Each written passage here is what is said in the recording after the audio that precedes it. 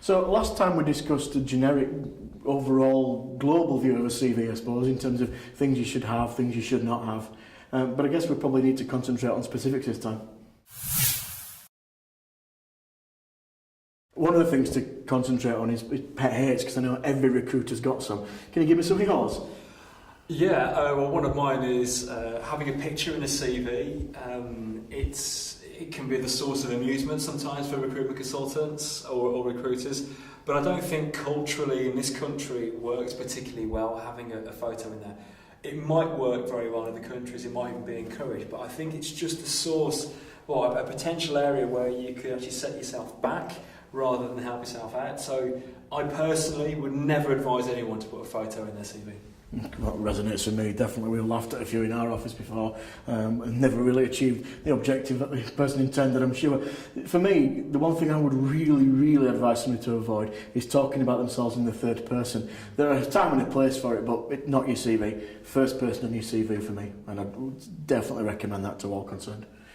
What about the length of a CV? Is that an issue for you? Yeah, it can be. I mean, we have. Well, I've seen some CVs that are incredibly long and overly lengthy, and I think it doesn't matter how many qualifications you have or how much experience you want to talk about, you have to bear in mind the person that's reading it. So ideally, no more than 2 pages, 3 an absolute maximum, and get everything in there that you have to mention. Anything longer than that, I think you're just putting people off.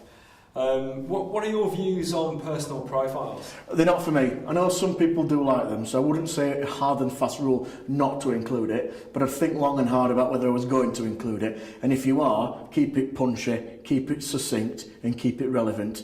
So summary, err on the side of not using it, but if you desperately want to use it, keep those 3 rules in mind. So when it comes to building your CV from scratch, what's the best way of getting it laid out? There are an infinite number of ways of doing this, but I'd say that there are some specific rules of thumb. If we talked before about profile, so let's say you've decided to use a profile, the name and address and contact details at the top, obviously. Quick point on that, definitely make sure you've got a phone number on there. But then if you've gone contact details, I'd then put the profile, keeping it short.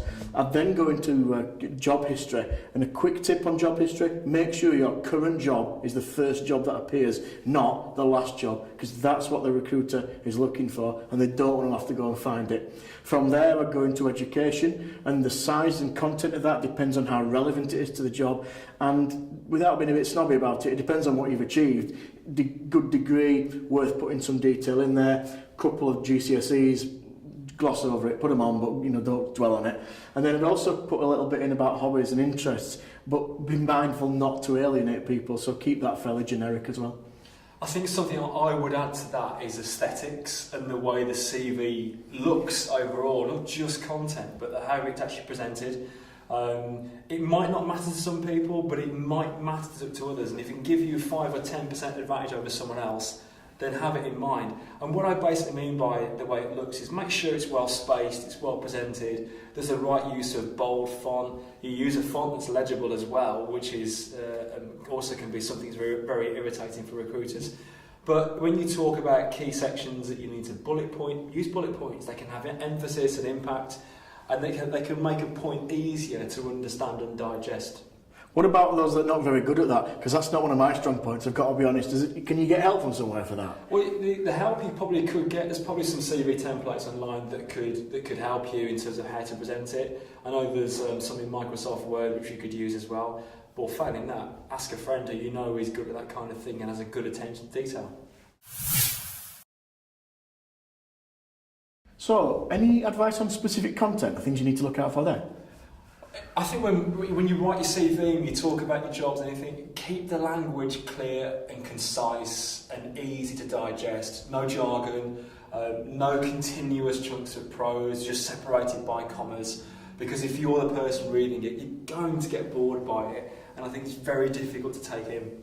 Yeah, it's a good idea, that, and I'm surprised how many people don't follow it as well. I think the other thing to point out is, in terms of jobs, we talked about putting your current job first, but then in terms of what to put on under that, I'd have a brief 1 or 2 lines about what the job was, but then get into the nitty-gritty, the meat of it, if you like, and get down some key achievements on each job.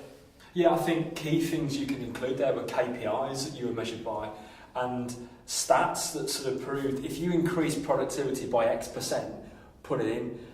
That has far more impact than you saying that you're hardworking and decent, because everyone says that. So the more information you can put in about what you achieved in that particular role, and especially how that's relevant to the application you're making, the stronger and the more impact your CV will have. Yeah, I was going to cover that just at the end about making it relevant. Get your KPIs, and if they're looking for some, it's a sales role and they're looking for somebody who can sell, get the bit in about I sold this, I did this. If it's a marketing role, I created this. And you get the idea there. So, is there anything else you think we should cover? Well, there's one final thing I'd like to mention. I think it's worth noting in these days of social networking how prevalent it is that anyone who's looking for a job needs to be aware of the dangers of Facebook. If there's anything on there that you don't want a prospective employer to see, then be really mindful of it, because they are using it now, or employers are using it now as a referencing tool. So check your privacy settings and make sure that things are hidden to other people, particularly things you don't want potential employers to see, because it really could hinder your application if people could see something that could work against you. And I've seen people fall foul of that and not get jobs because of it, so I'd emphasise that definitely. One final tip from me, I'd say once you've done all these, made all these changes, put this advice into practice, just get a trusted friend to have a quick look over it and get them to critique it basically. Just be mindful they might critique it properly and be prepared to take that criticism if it's going to come your way.